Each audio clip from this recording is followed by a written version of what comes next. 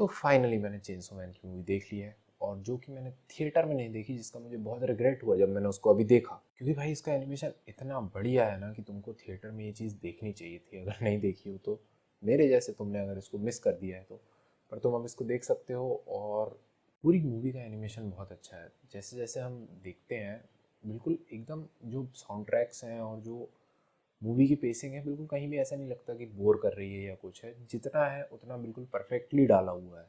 ऊपर से फिर चेंसो मैन अभी का एक ऐसा एनीमे है जो कि काफ़ी ज़्यादा फन एनीमे है और उसको देखने में बहुत मज़ा आता है।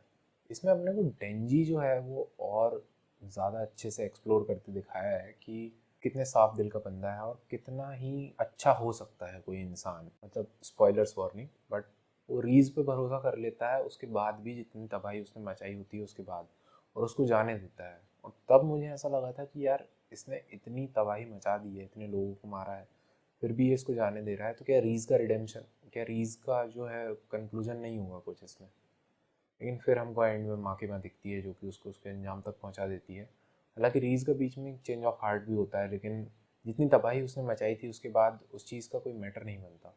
तो मूवी एंड होते होते ना एक ओपन पॉइंट पे ख़त्म होती है कि मतलब जो रीज़ है वो गन डेविल के लिए काम कर रही थी, वो खुद एक बॉम्ब डेविल थी, लेकिन जो मोटिव है उसका कि वो उसके लिए काम कर रही थी, क्यों काम कर रही थी, अपने को एंड में पता चलता है कि रीज़ जो है वो सोवियत यूनियन के उन एक्सपेरिमेंटल गिनी पिग्स में से एक थी जो कि एक्सपेरिमेंट के लिए बच्चे लाए गए थे और उनको ये पावर्स डेवलप करी हुई थी। लेकिन किस तरीके से, कैसे, इसके बारे में हमको और चीज़ें नहीं पता चलती, जो कि हमको या तो तुमको मांगा पढ़ के पता करनी पड़ेगी या फिर आगे के एपिसोड्स में पता चलेगा। इस पिक्चर की सबसे खास बात भाई की जो डेंजी है वो बहुत साफ दिल का बंदा है, बहुत ही ज़्यादा।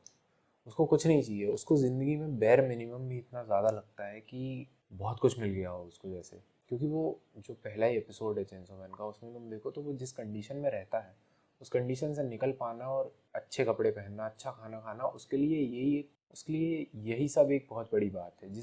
और जिसने उसको ये दिया है, माँ के माँ ने, उसको वो बहुत ज़्यादा मानता है। जो दूसरा सबसे सही बंदा लगता है ना मेरे को इस सीरीज़ के अंदर, वो है आकी, जिसका अकाने के साथ होता है पिछले सीज़न में कुछ, लेकिन क्योंकि अकाने का हमको सेक्रीफाइस दिखा दिया जाता है उसके बाद थोड़ा हिलसा जाता है।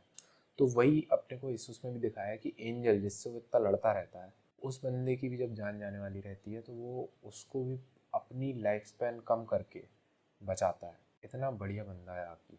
और इसी के साथ जब रीज़ और डेंजी की फाइनल फाइट हो जाती है, रीज़ को माँ के माँ ठिकाने लगा देती है, उसके बाद मूवी ख़त्म होती है। लेकिन अब हमें पता नहीं इसके सेकंड सीज़न के लिए कब तक वेट करना पड़ेगा।